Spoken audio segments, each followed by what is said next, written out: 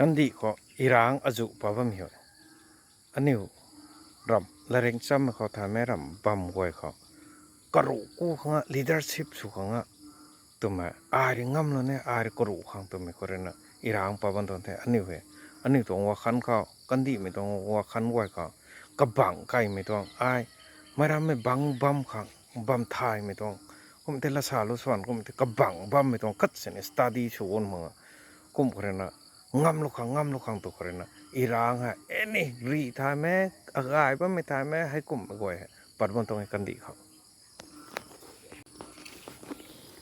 hojik lan nung tori se any khangde country khangde jati bijati khangde lan nung tori se ekoi soi ba ma lai re prithvi asida hingri ba mi miyam se leadership ki khakta aina mathak ka da ba adu khakta khan laga adu khakta tam ra lakpa mi makha pon gi wahai khangde study haib se suplai lai ta ba mi makha pon gi hai ba se suptam tamrak ta ba asidagi lan nung khangde irang khangde asi asum thok ra lai bane